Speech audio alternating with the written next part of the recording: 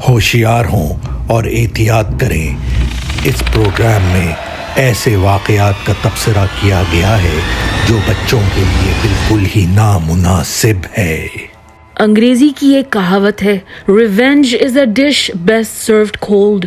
کہنے کا مطلب ہے کہ انتقام کا مزہ جب آتا ہے جب تیاری کا وقت ملے، اچھی طرح سے منصوبہ بندی ہو، اور پھر اچانک جب وکٹم کو بالکل بھی اندیشہ نہ ہو بدلہ لیا جائے۔ آج کا سچا قصہ اس کہاوت پر پورا اترتا ہے۔ میں مزید کوئی اشارہ نہیں دینا چاہتی، آئیے دیکھیے ڈاکٹر ایکس کی کہانی۔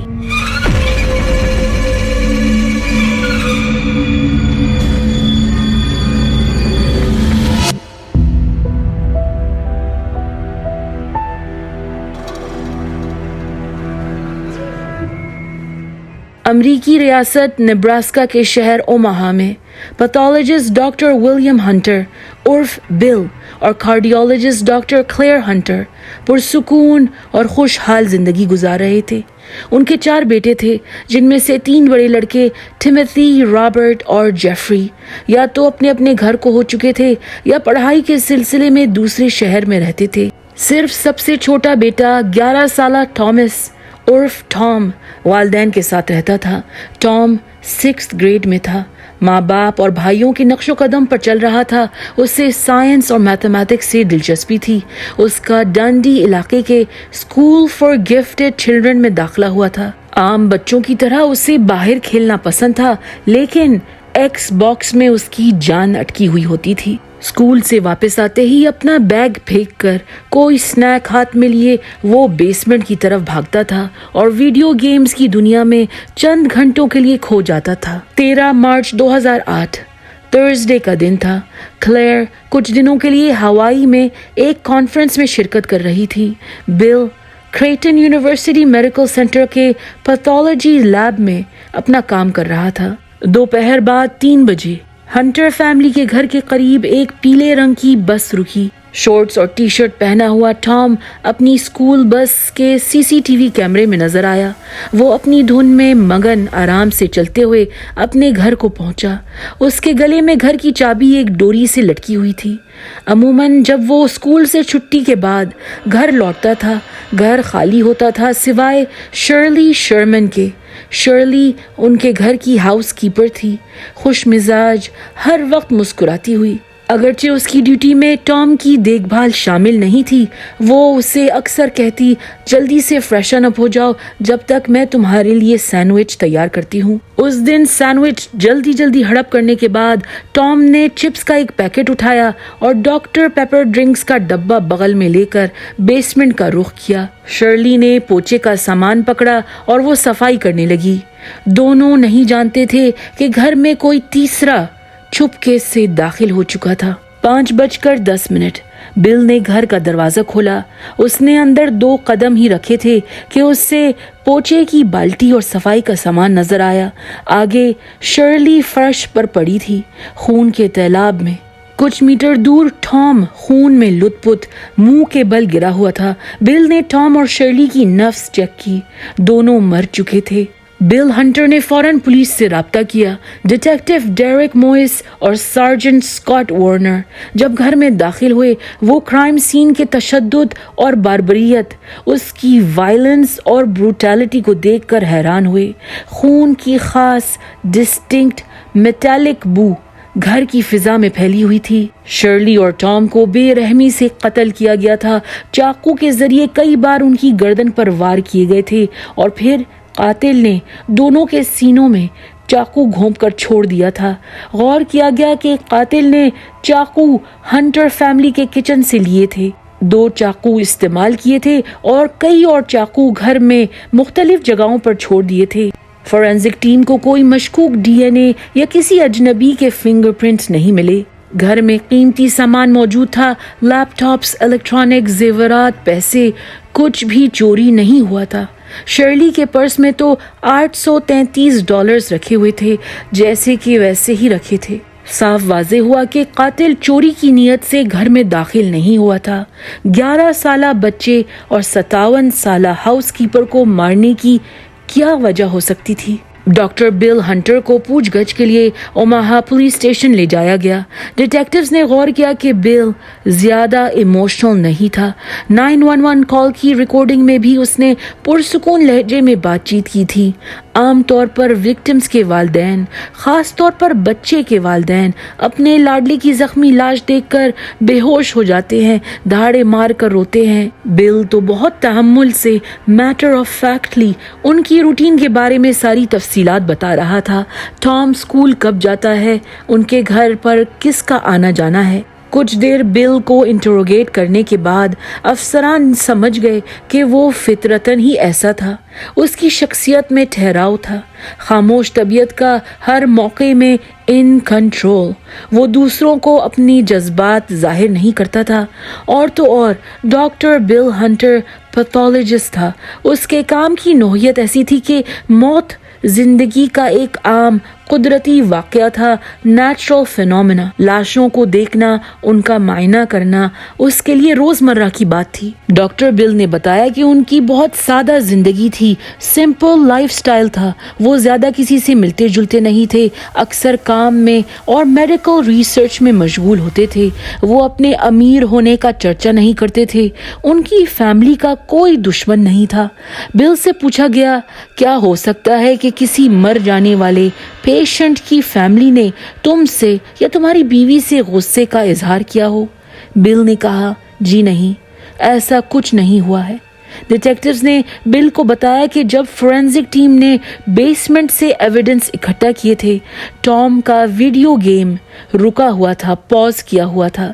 لگ رہا تھا کہ وہ انٹرنیٹ پر دوسرے گیمرز کے ساتھ کھیل رہا تھا۔ بل نے کہا، پتہ نہیں، وہ کبھی کبھار وائی ویل کے چیٹ روم میں کھیلتا ہے۔ وائی ویل کم عمر بچوں کے لیے گیمز کی ویب سائٹ ہے۔ عموماً 8 سے لے کر 14 سال کے بچے اس سائٹ پر ایک دوسرے کے ساتھ کھیلنا پسند کرتے ہیں، ساتھ میں چیٹنگ بھی کرتے ہیں۔ ڈیٹیکٹیوز کو ڈر تھا کہ کہیں ٹام کسی خطرناک اجنبی کے ساتھ رابطے میں تو نہیں تھا۔ انٹرنیٹ پر ہر طرح کے دہشت پسند شکاری معصوم بچوں کی طاق میں ہوتے ہیں۔ فورینزک ٹیکنیشینز نے ٹام کے ایکس باکس اور لیپ ٹاپ کو سرچ کیا۔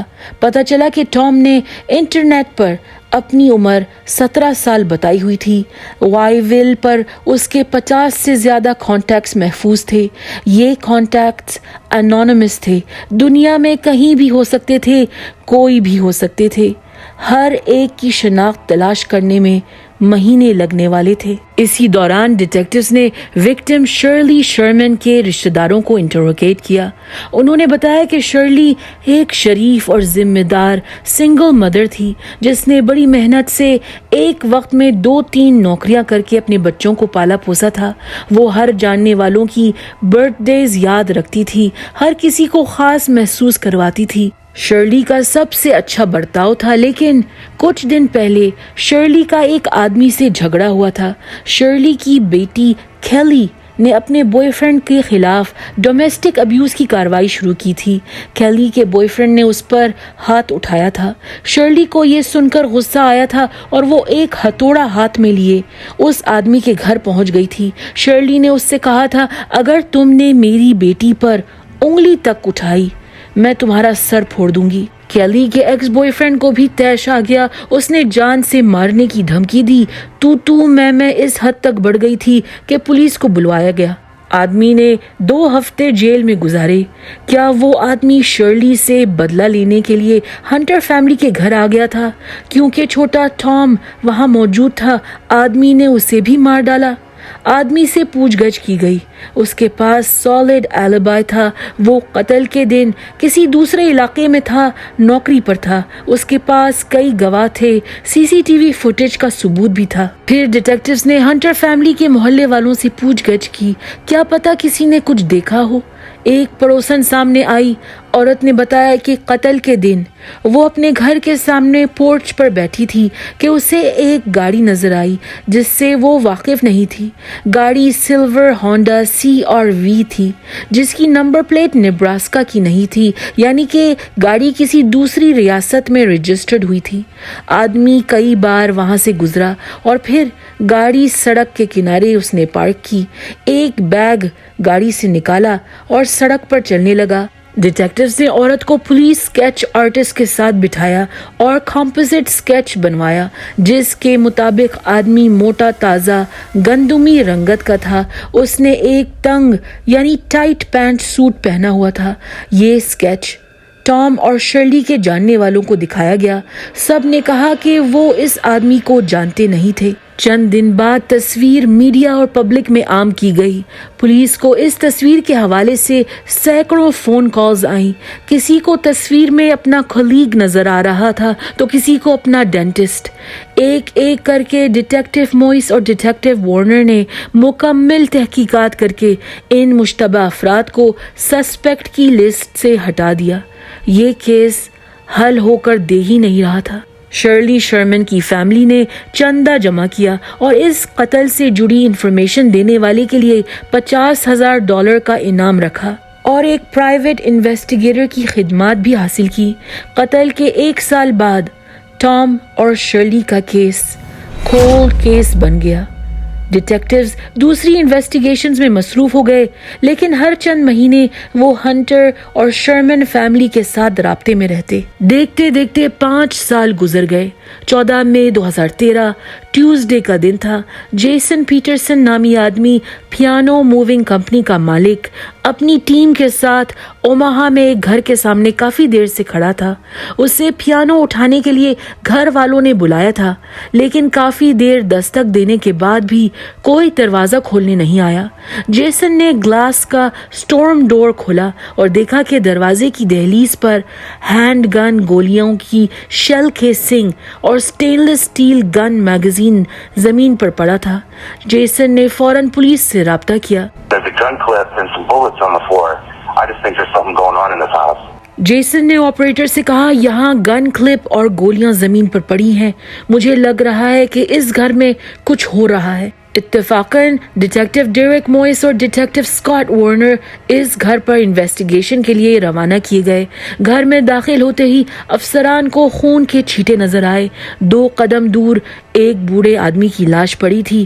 اسے 3 گولیاں لگی تھی اور اس کی گردن میں 6 بار چاقو گھونپا گیا تھا۔ افسران کو لیونگ روم میں ایک بوڑھی عورت کی لاش دکھائی دی۔ اس کی گردن پر چاقو کے کئی وار کیے گئے تھے، لیکن اس کے ہاتھوں پر بھی لاتعداد زخم تھے۔ لگ رہا تھا کہ عورت نے قاتل کا خوب مقابلہ کیا تھا۔ دونوں کو دیکھ کر واضح ہو رہا تھا کہ ان کی موت 2 یا 3 دن پہلے وارد ہوئی تھی۔ فورینسک ٹیم نے ایویڈنس اکٹھا کیے، لیکن انہیں کوئی DNA، کوئی فنگر پرنٹ نہیں ملا۔ وکٹمز پر استعمال کیے گئے چاقو ان کے کچن سے اٹھائے گئے تھے۔ ڈیٹیکٹیوز کو وکٹمز کے زخم دیکھ کر ایک پرانا کیس یاد آیا۔ سن 2008 میں ٹام ہنٹر اور شرلی شرمن کے قاتل نے بھی ان پر ایسے ہی چاقو کے وار مسلط کیے تھے، اور جب ڈیٹیکٹیوز کو بوڑھا بوڑھی کے نام پتہ چلے، پھر تو یہ خیال پختہ ہو گیا۔ وکٹمز میاں بیوی تھے، ڈاکٹر راجر برمبیک اور میری برمبیک۔ میری میڈیکل جرنلز کی ایڈیٹر تھی۔ Doctor Brambeck Creighton University Medical Center میں پیتھولوجسٹ تھا۔ وہ کریٹن کے پیتھولوجی ڈپارٹمنٹ کا چیئرمین بھی تھا۔ دوستوں، یاد رکھیے کہ اس میڈیکل سینٹر میں ڈاکٹر بل ہنٹر بھی پیتھولوجسٹ تھا۔ دونوں صرف کلیگ ہی نہیں تھے، بہت اچھے دوست بھی تھے۔ ڈیٹیکٹیوز اتنے بڑے اتفاق کو کیسے اگنور کر سکتے تھے؟ سب سے پہلے افسران نے ڈاکٹر برمبیک کی بیٹی سے رابطہ کیا اور اسے والدین کی موت کی خبر دی۔ بیٹی اپنے شوہر کے ساتھ پولیس اسٹیشن آئی۔ بیٹی نے اپنا بیان دیا اور بتایا کہ 2 دن پہلے مدرز ڈے تھا۔ بیٹی اور والدین کی بات چیت فیس ٹائم پر ہو رہی تھی۔ والدین بہت خوش نظر آ رہے تھے۔ راجر ریٹائر ہونے والا تھا اور والدین اپنا گھر بیچ کر بیٹی کے قریب نیا گھر خرید چکے تھے۔ راجر نے بتایا کہ وہ گھر کا دروازہ پینٹ کرنے کی تیاری کر رہا تھا اور میری سامان سمیٹ کر ڈبوں میں پیک کر رہی تھی۔ فیس ٹائم کے دوران راجر اور میری اپنی بیٹی اور داماد سے مزاحیہ گفتگو کر رہے تھے۔ خوشگوار ماحول تھا اور بیٹی کو ماں باپ پر بہت پیار آیا۔ اس نے ان سب کا اسکرین شاٹ لے لیا۔ راجر اور میری کی بیٹی نے ڈیٹیکٹیوز کو بتایا کہ اس کے والدین بہترین والدین ہی نہیں، اچھے انسان بھی تھے۔ راجر کے چہرے پر ہر وقت مسکراہٹ رہتی تھی۔ اس نے اپنی زندگی بچوں کی بیماریوں کی ریسرچ کرتے ہوئے بتا دی تھی، اور میری اس سے زیادہ جینٹل اور کائنڈ، پیار کرنے والی خاتون کوئی نہیں تھی۔ راجر اور میری اپنے کام سے کام رکھتے تھے، ان کا برا کون چاہے گا۔ اگلے دن ہی 15 مئی 2013 اوماہا پولیس اسٹیشن کا فون بجا اور کالر نے کہا کہ شاید اس کے پاس برمبیک مرڈرز کے متعلق اہم انفارمیشن تھی۔ ڈیٹیکٹیو موئس اور ڈیٹیکٹیو وارنر خاتون کے گھر پہنچے۔ کال کرنے والی چندا بیوٹرا اور اس کے شوہر اگیندرا بیوٹرا نے ڈیٹیکٹیوز کا استقبال کیا۔ چندا نے کہا، مدرز ڈے کے لیے ہم دونوں اپنے دوستوں کے ساتھ ریسٹورانٹ میں لنچ کرنے گئے تھے۔ لنچ کے بعد ہمیں ایک دوست کو اس کے گھر چھوڑنا پڑا۔ یہ دوست کافی ضعیف ہے اور وہ واکر کی مدد سے بہت آہستہ آہستہ چلتا ہے۔ اسے اس کے گھر تک پہنچانے میں اچھی خاصی دیر لگ گئی تھی۔ ہم اپنے گھر کی طرف روانہ ہی ہوئے تھے کہ ہمیں ہوم سیکیورٹی کی طرف سے فون آیا، آپ کے گھر پر چوری ہو گئی ہے، کوئی گھر میں گھس آیا ہے، سیکیورٹی الارم بج رہا ہے، پولیس کو اطلاع دی گئی ہے۔ اگیندرا نے ڈیٹیکٹیوز کو بتایا کہ جب وہ لوگ گھر پہنچے پولیس آ چکی تھی۔ دیکھا گیا کہ بیسمنٹ کا دروازہ کھلا پڑا تھا۔ گھر میں گھسنے والا الارم کی آواز سن کر فرار ہو چکا تھا، بغیر کچھ چوری کیے یا توڑ پھوڑ کیے۔ دوستوں، میں نے ایک اہم بات سسپینس برقرار رکھنے کے لیے آپ سے چھپائی ہے۔ چندا اور اگیندرا عام لوگ نہیں تھے۔ ڈاکٹر چندا بیوٹرا اور doctor Agendra Beotra Creighton University Medical Center میں کام کرتے تھے۔ ڈاکٹر چندا پیتھولوجسٹ تھی اور وہ یونیورسٹی میں پیتھولوجی کی پروفیسر بھی تھی۔ ڈاکٹر چندا نے ڈیٹیکٹیو سے کہا، ہم تو اپنے واکر والے دوست کے شکر گزار ہیں۔ اگر ہم جلدی گھر پہنچ جاتے تو آج زندہ نہ ہوتے۔ ڈیٹیکٹیوز نے اندازہ لگایا کہ قاتل پہلے بیوٹرا فیملی کے گھر گیا تھا، کیونکہ وہ گھر میں نہیں تھے۔ قاتل نے بیسمنٹ کے دروازے سے گھر میں داخل ہونا چاہا، لیکن الارم سے ڈر کر وہ بھاگ گیا۔ کچھ دیر بعد قاتل برمبیک فیملی کے گھر گیا، جہاں ڈاکٹر راجر برمبیک نے اس کے لیے دروازہ کھولا اور قاتل نے فوراً ڈاکٹر پر گولیاں برسا دی۔ اب مسٹری یہ تھی کہ کون کریٹن یونیورسٹی میڈیکل سینٹر کے پیتھولوجی ڈپارٹمنٹ کے ڈاکٹروں کے پیچھے پڑا تھا، خاص طور پر ڈاکٹر ہنٹر، ڈاکٹر برمبیک اور ڈاکٹر بیوٹرا کا دشمن کون تھا۔ اوماہا پولیس اسٹیشن کے سارے افسران، 21 کے 21 افسران نے مل کر کریٹن میڈیکل سینٹر کی فائلیں پڑھی۔ سن 2000 سے لے کر سن 2013 تک ہاسپٹل کی ساری رپورٹس، چھوٹے موٹے پیشنٹ کے معاملوں سے لے کر پرتشدد وائلنٹ انسیڈنٹس، جان سے مارنے کی دھمکیاں جو گرما گرمی میں دی گئی ہوں یا دوائیوں کے اثر میں آ کر توڑ پھوڑ کی گئی ہو، کس کس نے اپنا استعفیٰ دیا، کس کس کو نوکری سے نکالا گیا۔ اور پھر سن 2001 کی فائل میں ایک نام ابھر کر آیا، ڈاکٹر اینتھنی گارسیا۔ پتہ چلا کہ سن 2001 میں ڈاکٹر اینتھنی گارسیا پیتھولوجی کے ریزیڈنٹ ڈاکٹر پروگرام سے نکالا گیا تھا۔ ڈاکٹر چندا بیوٹرا اس کی پروفیسر رہی تھی اور ہر کوئی اس کے پاس ڈاکٹر گارسیا کے خلاف شکایتیں لے کر آتا تھا۔ کبھی اینتھنی گارسیا کسی چیف ریزیڈنٹ ڈاکٹر سے بیہودہ مذاق کرتا تو کبھی وہ پیشنٹس کی لاشوں کو عجیب و غریب پوزیشنز میں مڑوڑ کر آٹوپسی ڈپارٹمنٹ کے حوالے کرتا۔ ڈاکٹر چندا بیوٹرا نے پرفارمنس ریویو میں ڈاکٹر گارسیا کی دل کھول کر برائیاں کی۔ بدتمیز، ضدی، مغرور، لوگوں کو تکلیف پہنچاتا ہے، اچھا انسان نہیں ہے۔ پھر ڈاکٹر بیوٹرا نے ڈاکٹر بل ہنٹر سے کہا، ڈاکٹر گارسیا کا کچھ کرنا ہوگا۔ ڈاکٹر ہنٹر جو پیتھولوجی ڈپارٹمنٹ کا ڈائریکٹر تھا، اس نے فائرنگ لیٹر پر سگنیچر کی اور ڈاکٹر برمبیک جو ڈپارٹمنٹ کا چیئرمین تھا، اس کے ساتھ مل کر ڈاکٹر گارسیا کو نوکری سے نکالا۔ ڈیٹیکٹیوز نے دریافت کیا کہ سن 2001 میں کریٹن میڈیکل سینٹر کی نوکری ختم ہونے کے بعد ڈاکٹر گارسیا کو دوسرا موقع یونیورسٹی آف الینوائے ہاسپٹل میں ملا تھا، لیکن وہاں بھی وہ اپنی ڈسٹربنگ حرکتوں سے باز نہیں آیا اور کسی طرح ڈاکٹر ہنٹر کا لکھا ہوا شکایتی خط اس کا پیچھا کرتے ہوئے نئے ہاسپٹل کی ایڈمنسٹریشن تک پہنچ گیا۔ کئی سالوں تک ڈاکٹر گارسیا ایک ہاسپٹل سے دوسرے ہاسپٹل تک بھٹکتا گیا۔ بار بار مختلف ہاسپٹل سے ذلیل ہونے کے بعد وہ اپنی ناکامیابی کے قصوروار ڈاکٹر ہنٹر، ڈاکٹر برمبیک اور ڈاکٹر بیوٹرا کو ٹھہرا رہا تھا۔ ان تینوں کے لیے اس کے دل میں نفرت کی آگ بھڑک رہی تھی۔ ڈیٹیکٹیوز نے اینتھنی گارسیا کی گاڑی کی رجسٹریشن نکالی۔ ریکارڈز دیکھ کر پتا چلا کہ وہ سلور رنگ کی CRV چلاتا تھا۔ یہی گاڑی ڈاکٹر ہنٹر کی پڑوسن نے ان کے محلے کے چکر لگاتے ہوئے دیکھی تھی۔ اب سن 2013 میں Anthony Garcia state of Indiana میں رہ رہا تھا، اوماہا سے تقریباً 500 میل دور۔ حال ہی میں اس کا ڈاکٹری کا لائسنس ٹرمینیٹ کیا گیا تھا۔ اس نے میڈیکل ورکر کی حیثیت سے انڈیانا کے پریزن میں کام شروع کیا تھا، لیکن وہاں سے بھی اسے نکال دیا گیا تھا کیونکہ وہ اکثر شراب کے نشے میں کام پر آتا تھا۔ پولیس نے اینتھنی گارسیا کے گھر پر چھاپا مارا۔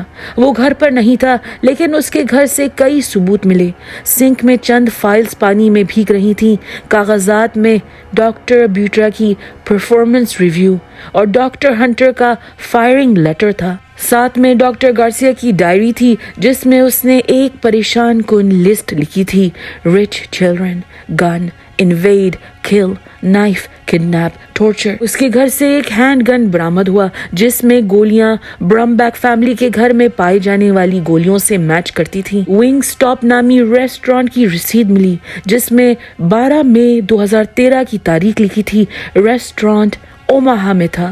ثبوت کہ جس دن راجر اور میری برمبیک کا قتل ہوا تھا، ڈاکٹر بیوٹرا کے گھر میں کوئی گھس آیا تھا، اسی دن ڈاکٹر گارسیا اوماہا میں تھا۔ ڈاکٹر گارسیا کے کمپیوٹر میں انٹرنیٹ ہسٹری دیکھی گئی۔ 10 مئی 2013 برمبیک فیملی کے قتل سے 2 دن پہلے وہ چندا بیوٹرا کے گھر کا ایڈریس ڈھونڈ رہا تھا۔ اوماہا تک جانے کے ڈرائیونگ ڈائریکشنز یاہو میپس پر دیکھ رہا تھا۔ 15 جولائی 2013 FBI ایجنٹس نے الینوائے کے ایک ہائی وے کے کنارے اینتھنی گارسیا کو روکا کیونکہ اس کے خون میں الکوہل کا لیول قانونی حد سے دگنا تھا، ٹوائس دا لیگل لمٹ تھا۔ اینتھنی کو DUI driving under the influence کا الزام میں گرفتار کیا گیا۔ اس کی گاڑی سے ایک ہینڈ گن، ایک بڑا ہتھوڑا یعنی سلج ہیمر برآمد ہوا۔ چند دن بعد اس کے اوپر 4 فرسٹ ڈگری مرڈرز کے الزام عائد کیے گئے اور اس سے نیبراسکا پولیس کے حوالے کیا گیا۔ تھانے پہنچ کر اینتھنی نے بات کرنے سے انکار کر دیا۔ اکتوبر 2016 اینتھنی کا مقدمہ شروع ہوا۔ وہ اکثر کورٹ روم میں سوتے ہوئے نظر آیا۔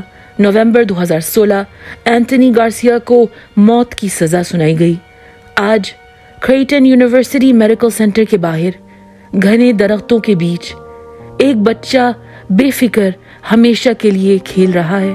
یہ برانز اسٹیچو ٹام ہنٹر کی یاد میں کھڑی کی گئی ہے۔ دوستوں، یہ تھی ڈاکٹر ایکس کی کہانی۔ ہمارے چینل کو سپورٹ کریے اور محفوظ رہیے۔ اگر آپ کو یہ ویڈیو پسند آئی ہے تو لائک، شیئر اور سبسکرائب کرنا بھولیے گا مت، ورنہ